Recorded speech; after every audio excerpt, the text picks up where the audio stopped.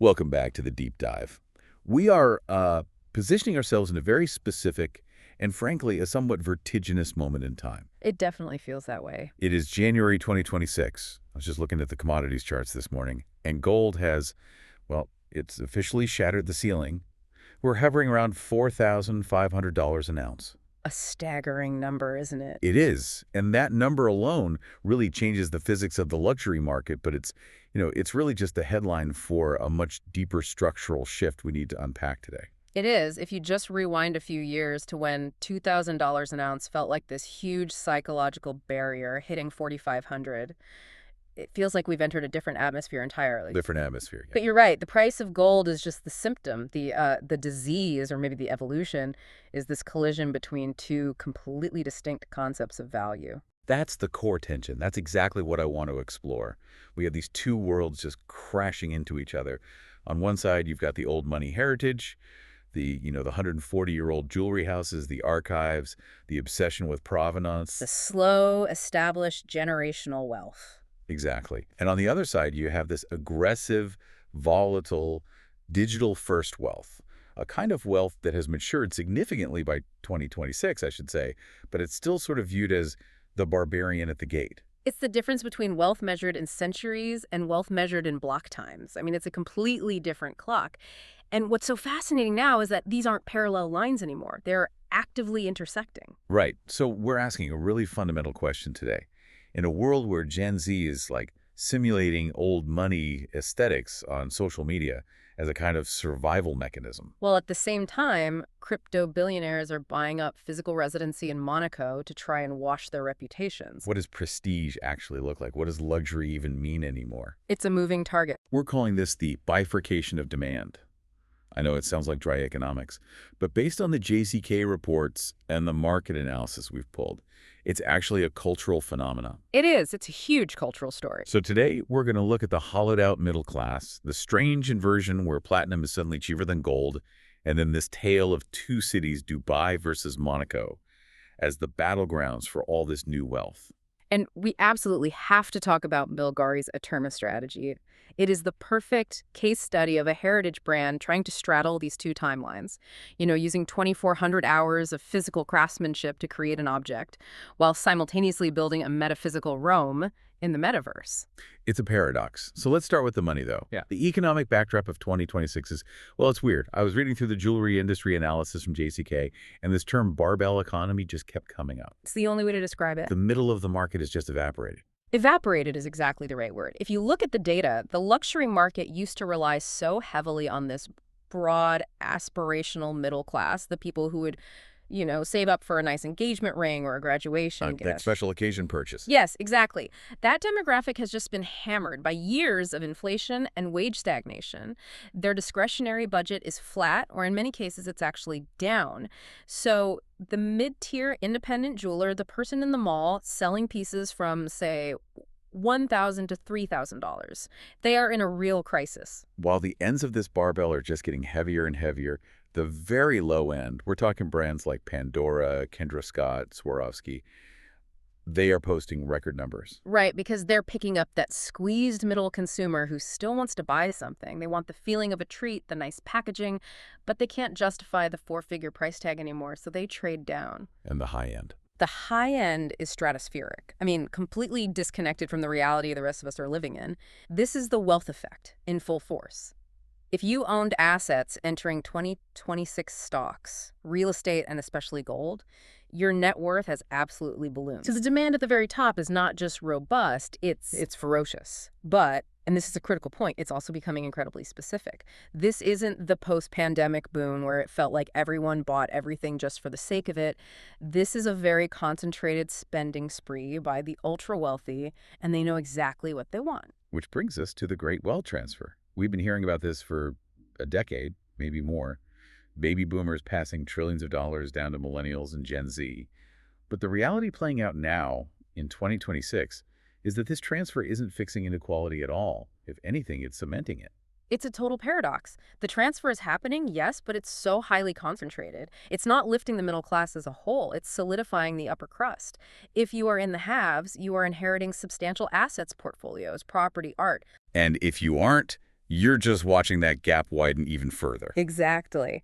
But there is a fascinating micro trend emerging from this that we need to talk about. It's being called heirloom redesign. I saw this in the notes. This is the idea that the younger generation is inheriting things, actual physical objects, Right. rather than just liquid cash.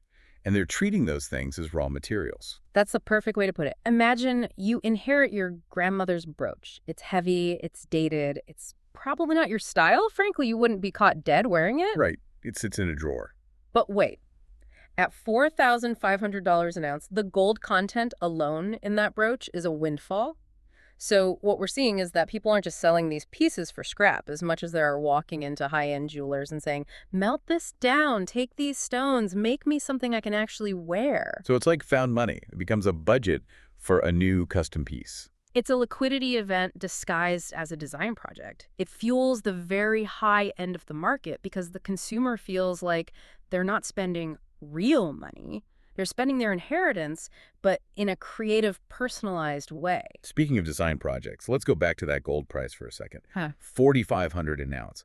That has to be wreaking absolute havoc on the supply chain and on designers. You can't just keep making heavy gold chains when your primary raw material cost has doubled in a few years. You physically can't. Not if you want to maintain your margins or hit any kind of accessible price point. Yeah. So what we're seeing is a massive pivot in design language across the industry. How so? The whole game is now about creating volume without weight. So beaded jewelry is having a massive, massive resurgence. I've noticed that. Big, chunky necklaces. Yes, but if you look closely, the value isn't in the metal, it's in the stones.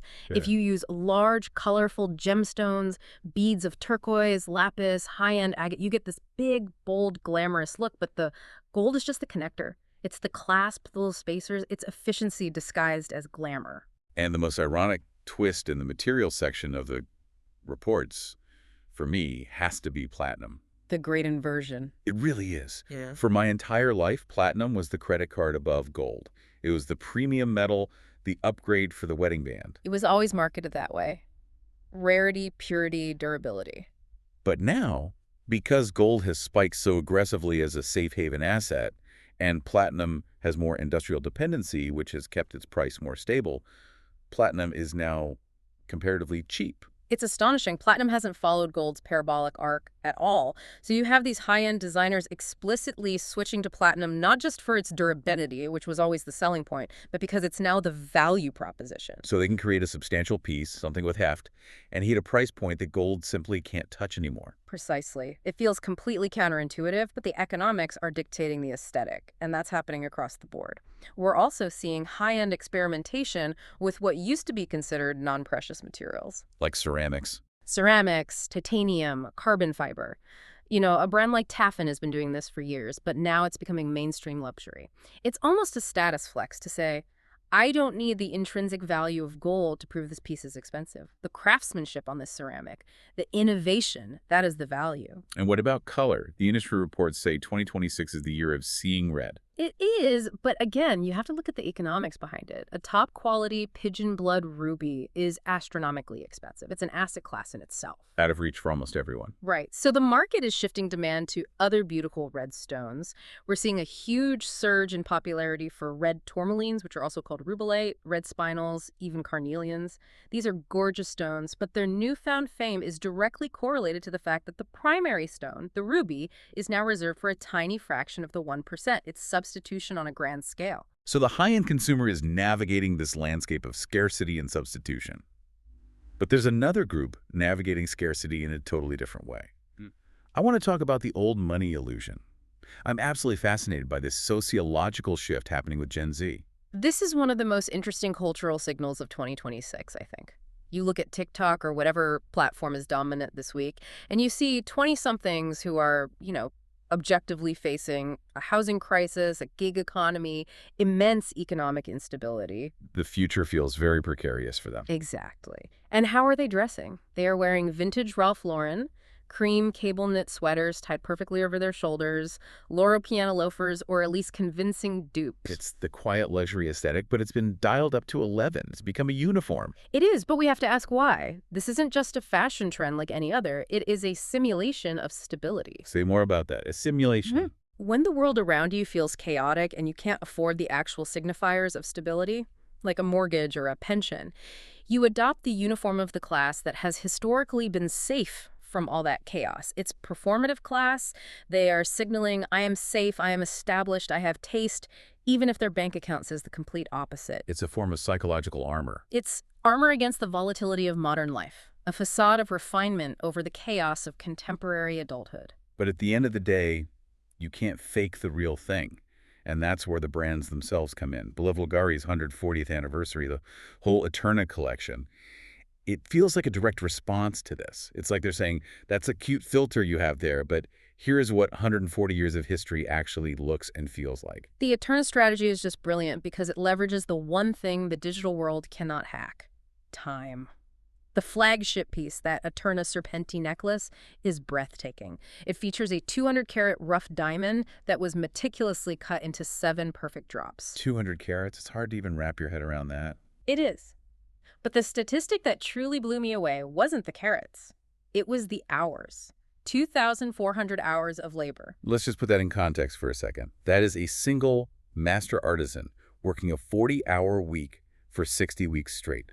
That is over a year of one human's professional life dedicated to crafting one single necklace. Precisely. In an era of instant gratification, fast fashion, and crypto transactions that settle in seconds, spending 2,400 hours on a single object is the ultimate flex. It's the ultimate statement of luxury. It proves that you exist outside the normal constraints of time and efficiency that govern the rest of us. And the data bears this out. We're seeing that the true ultra-high net worth individuals, the people who are actually buying these pieces, are increasingly asking for archival designs. They don't just want the new thing. They want the lineage. They want the geometry of the Art Deco period, the history of Rome embedded in the design. They're buying the story. They are buying the story because the story is the only thing that can't be copy-pasted. It has real provenance. However, there is a group that has the money, but completely lacks that story.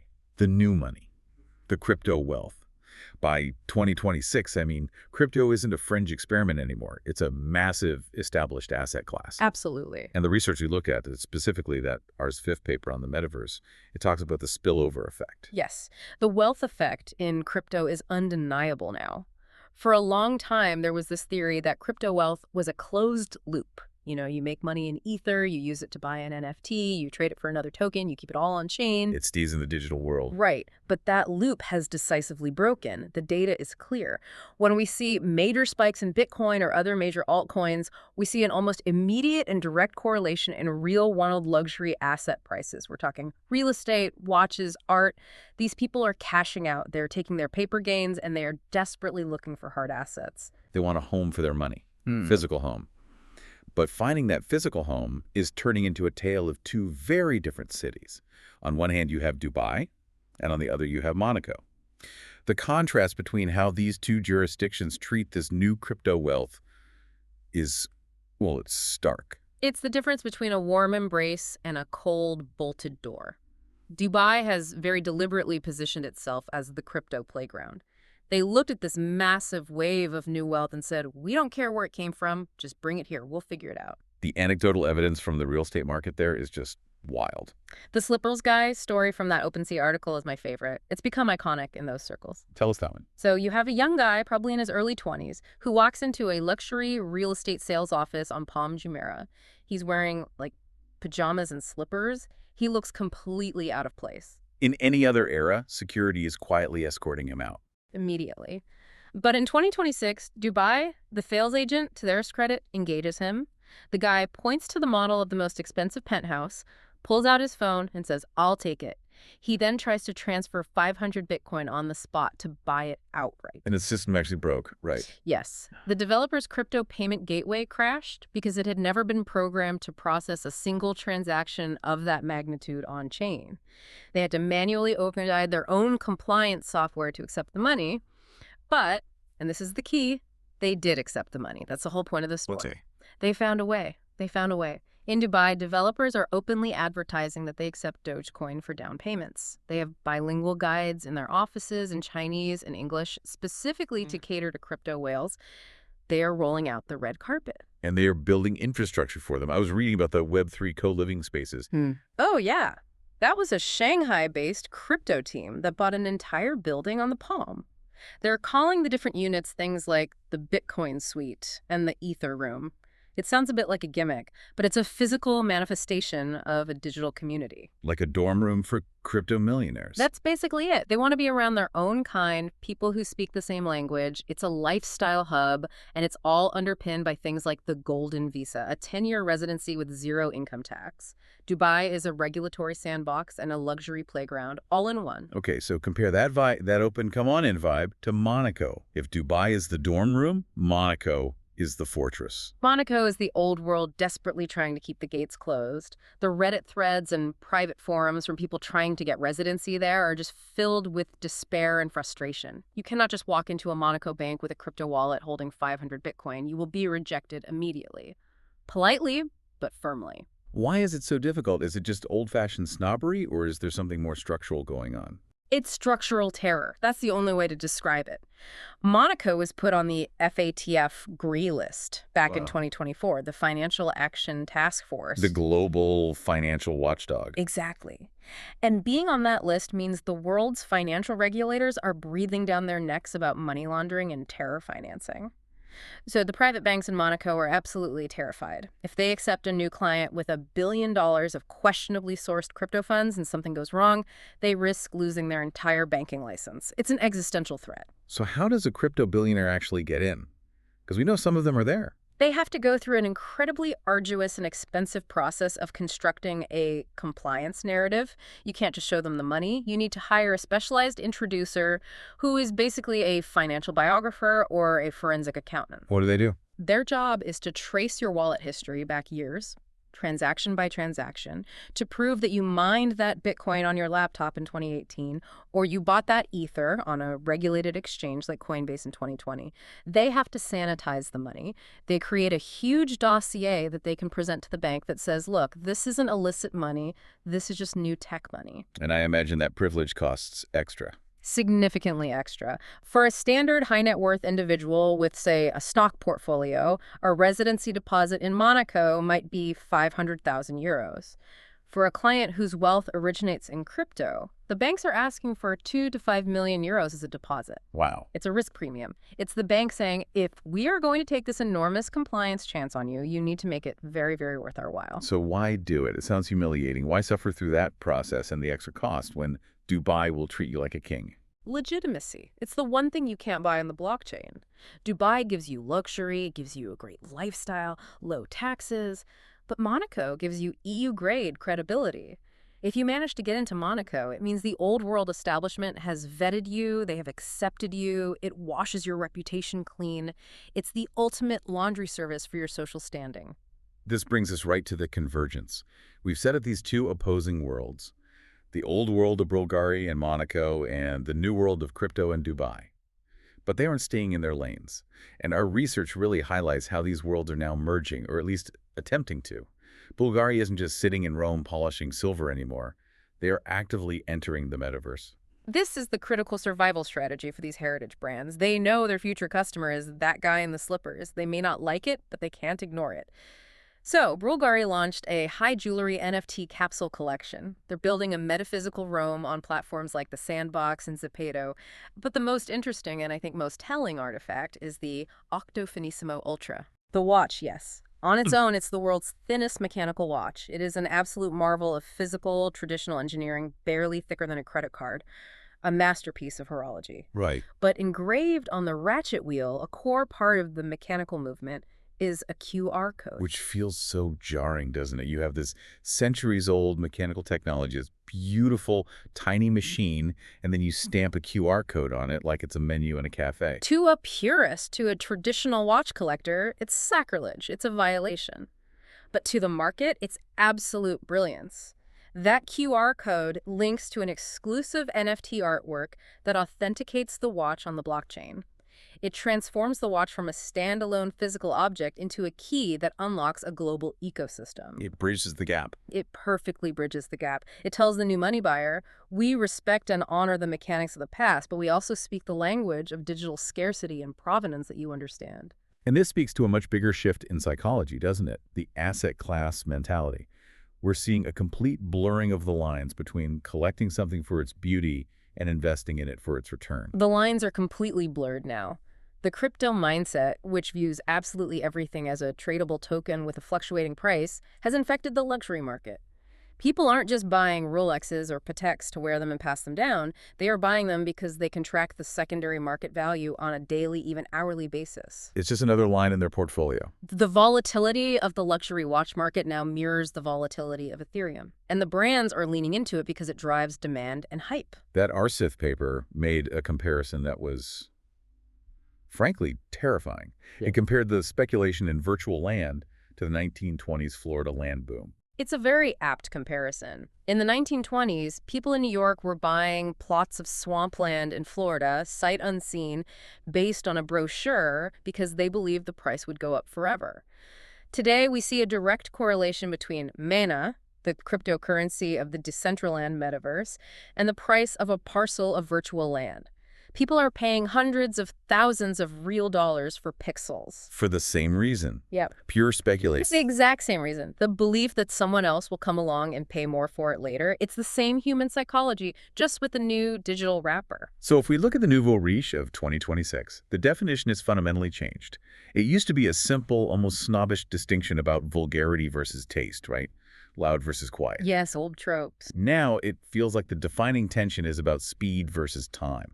That is the crucial distinction. That's the perfect way to frame it. The new prestige is defined by this conflict between the speed of wealth accumulation and the time required for heritage. Crypto is instant. It's liquid. It's frictionless and fast. While heritage is slow, it is patient. It takes 140 years to build a brand like Bulgari. It takes 2,400 hours to build that one necklace. You cannot accelerate time. So this convergence we're seeing is simply an exchange. The fast money desperately wants to buy the slow prestige. And the slow heritage brands need to access the fast liquidity to survive and grow. Exactly. It's a trade. Bulgari is trading a tiny bit of its historical soul for access to this enormous new pool of wealth. And the crypto whales are trading their liquid assets for a piece of Bulgari's history for that legitimacy. So let's try and wrap this up with a final thought on what this all means for you, the listener. We've covered the barbell economy, the gold spike, the Gen Z simulation of old money, and the insane hurdles of getting into Monaco.